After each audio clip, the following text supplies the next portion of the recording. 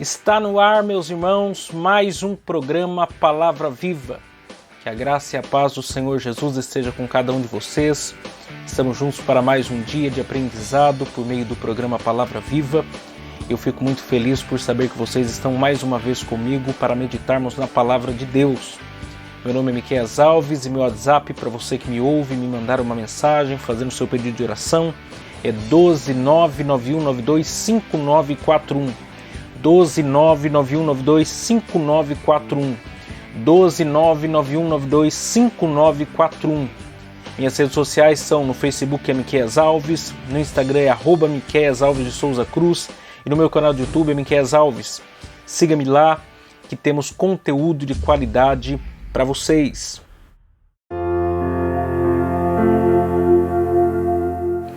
Senhor meu Deus, obrigado por tudo que o Senhor tem feito por nós, por meio do programa Palavra Viva. Continua abençoando os ouvintes desse programa. Salva, liberta, transforma, dá vida, abre portas, cura os enfermos, faz milagres para a tua glória. Que esse programa seja fonte de refúgio para o maior número de pessoas. Em nome de Jesus. Amém.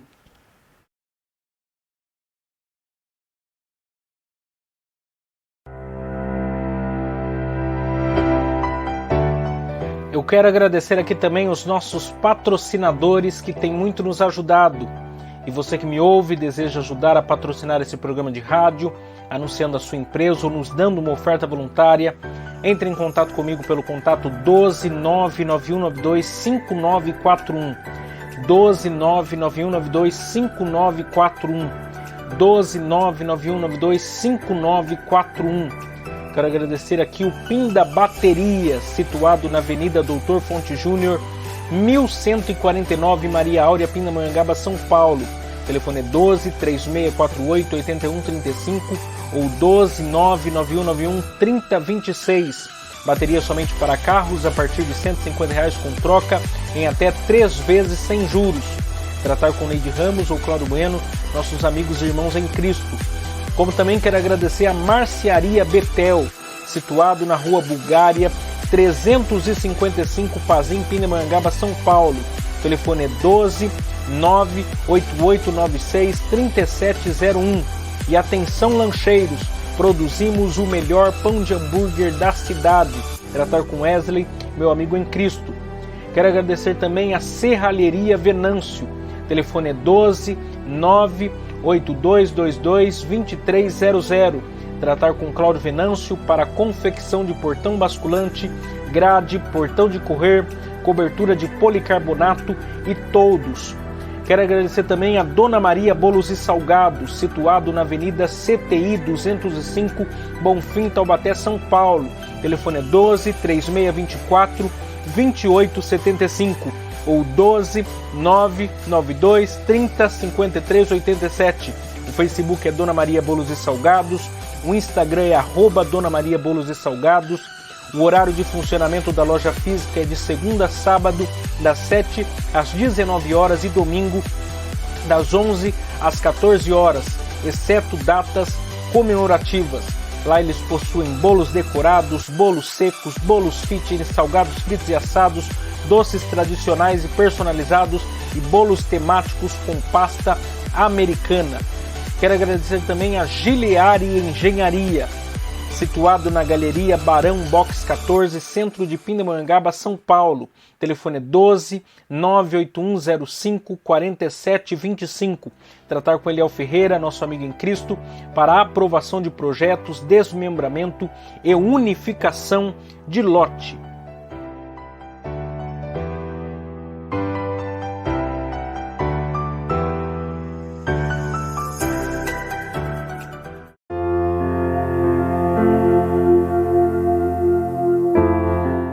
Porque Ele vive, posso crer no amanhã.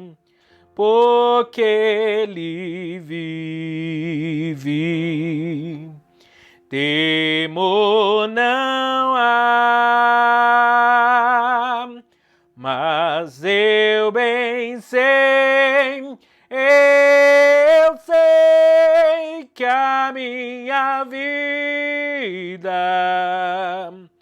está nas mãos de meu Jesus, que vive está, porque Ele vive, posso crer no amanhã, porque Ele vive. Temor não há, mas eu bem sei, eu sei que a minha vida está nas mãos de meu Jesus, que vive está. Glória a Deus, bendito seja o nome do Senhor. Hoje eu quero meditar com vocês na primeira parte da mensagem, que tem por título Posso Crer no Amanhã. Posso crer no amanhã. E essa mensagem está embasada no livro de Lamentações, capítulo 3, e os versículos de número 19 a 39. Mas hoje eu quero ler apenas os versos 19 a 21. 19 a 21 que diz assim: Lembra-te da minha aflição e do meu pranto, do absinto e do fel. Minha alma certamente se lembra e se abate dentro de mim. Disso me recordarei no meu coração, por isso tenho esperança. O refrão desse hino sintetiza muito bem o conteúdo do lamento de Lamentações, capítulo 3, versículos de número 19 a 39. Crer no amanhã se trata de uma fé concreta no Deus que criou todas as coisas. Crer no amanhã se trata da experiência de fé desenvolvida diariamente na vida do crente para com seu Criador. Crer no amanhã se trata não de uma esperança utópica, mas da certeza das coisas que se esperam e a prova das coisas que se não veem. Crer no amanhã é viver de fé em fé e de glória em glória. Crer no amanhã é andar por fé e não por vistas. Crer no amanhã é saber que, apesar de nós termos apenas o hoje, nós podemos alcançar o amanhã pela graça e a misericórdia de Deus. O livro de Lamentações é atribuído à autoria do profeta Jeremias. A tradição identifica o profeta Jeremias como seu autor, porque algumas cópias da Septuaginta, a tradução grega do Antigo Testamento, trazem as seguintes palavras no início desse livro. E aconteceu que, após Israel ter sido levado para o cativeiro e Jerusalém ficar desolada, Jeremias assentou-se em prantos e fez o seguinte lamento a respeito de Jerusalém. Por isso é atribuído a ele a autoria, embora no livro traduzido a nós hoje não apareça nenhuma referência ao autor. A data de escrita do livro é dada de 586 a.C. a 585 a.C., ou seja, logo depois da destruição da cidade de Jerusalém, assim como toda a Judéia por Nabucodonosor. O tema central do livro é a tristeza presente e a esperança futura. As palavras que mais se repetem durante todo o livro são dificuldades, angústia, pecado e oração. O versículo-chave é Lamentações, capítulo de número 1, verso de número 1, que diz assim: Como se acha solitária aquela cidade dantes tão populosa. Tornou-se como viúva a que foi grande entre as nações e princesa entre as províncias, tornou-se tributária. A estrutura do livro de Lamentações é um acróstico. As 5 lamentações do livro, que correspondem aos 5 capítulos, tem 22 versículos cada, exceto o capítulo 3, que tem 22 multiplicados por 3, ou seja, 66 versículos. 22 é a quantidade de letras do alfabeto hebraico. Os 4 primeiros poemas são acrósticos alfabéticos, isto é, cada versículo, ou no capítulo 3, cada conjunto de 3 versículos, começa com uma letra diferente do alfabeto hebraico, de modo sucessivo, de Aleph a Tal. Essa estrutura alfabética, além de ser uma ajuda para a memorização, realiza 2 coisas. Número 1, transmite a ideia que as lamentações são completas e abrangem tudo, de A a Z, Aleph a Tal. E 2, pressupõe que o profeta se proíbe de continuar com prantos e gemidos intermináveis. Os lamentos chegaram ao fim, assim como algum dia chegaria para o exílio e a reedificação de Jerusalém. Cada uma das 5 lamentações é completa em si. A primeira lamentação, capítulo 1, trata da tristeza de Jerusalém, a viúva enlutada. Descreve a devastação de Jerusalém e o lamento do profeta sobre ela, ao clamar a Deus com alma angustiada. A segunda lamentação, capítulo 2, trata do Senhor como guerreiro, filho em prantos. Jeremias descreve a causa dessa devastação como resultado da ira de Deus contra um povo rebelde que se recusou a se arrepender. O inimigo de Judá foi um instrumento do juízo de Deus. A terceira lamentação, capítulo 3, trata da esperança no sofrimento. O homem afligido. Exorta a nação a se lembrar que Deus realmente é misericordioso e fiel e que Ele é bom para aqueles que nele esperam. A quarta lamentação, capítulo 4, trata da destruição da guerra, ouro escurecido. Esse lamento contrasta o passado glorioso de Sião com seu presente deplorável. Jerusalém era perfeita em formosura e alegria de toda a terra, mas por causa do juízo do Senhor foi devastada pela guerra. A quinta e última lamentação, capítulo 5, no entanto, trata da oração de restauração. Filho sem pai. O profeta clamou ao Senhor mais uma vez para que se lembrasse da lamentável condição daqueles que haviam sobrevivido à queda de Jerusalém e intervisse em favor deles. E hoje nós iremos nos debruçar sobre o capítulo 3 desse livro, mais especificamente os versículos 19 a 39. O comentarista bíblico Warren Wiersbe diz que depois de o profeta Jeremias descrever a situação da cidade de Jerusalém e do povo de Judá nos capítulos 1 e 2, ele passa a descrever no capítulo 3 a sua própria dor e aflição. Lamentações 3:1 é o versículo central do livro e os versículos 21 a 39 representam o cerne teológico do capítulo e do livro. De 1:1 a 3:18, Jeremias descreveu a desesperança.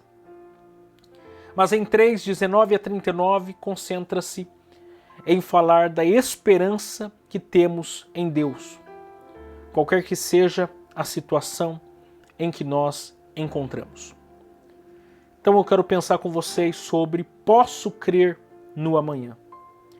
Enquanto Jeremias olhava para fora, observando as circunstâncias, no capítulo 1 e 2, e para dentro de si mesmo, olhando para os seus sentimentos. Capítulo 3, versos 1 a 18. Encheu-se de desespero. Mas quando olhou para cima, para o Senhor, a esperança brotou em sua alma. Que é o capítulo 3, versos 19 a 39. Alguns pontos precisam ser, então, destacados. O primeiro, o profeta pede a Deus que se lembre dele. Vamos ler novamente os versos 19 a 21 que nós fizemos menção há pouco.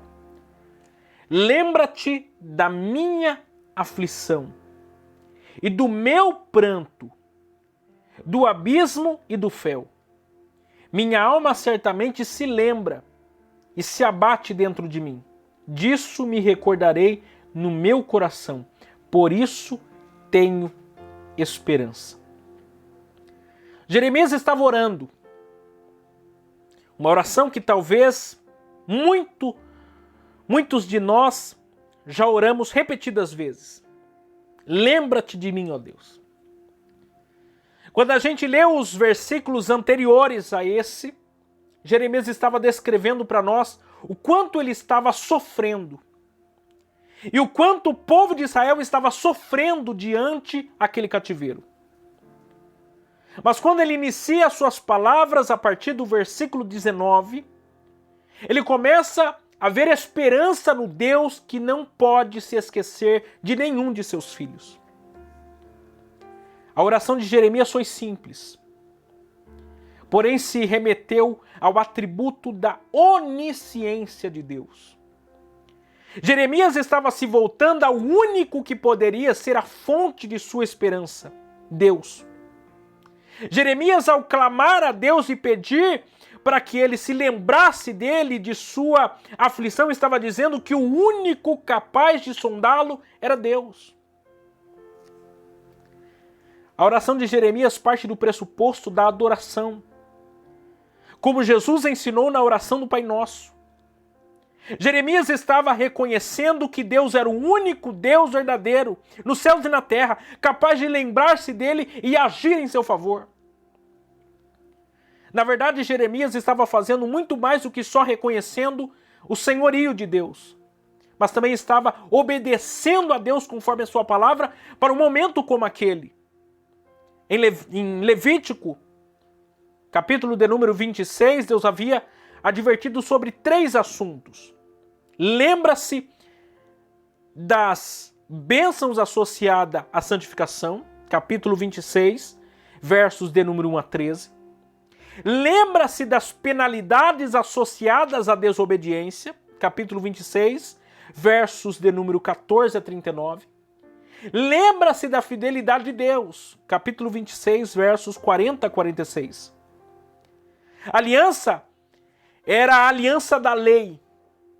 E se o povo desobedecesse, viriam consequências, como o cativeiro babilônico, por exemplo. Então, num momento como aquele, o clamor tinha de ser um clamor de arrependimento, de confissão de pecados.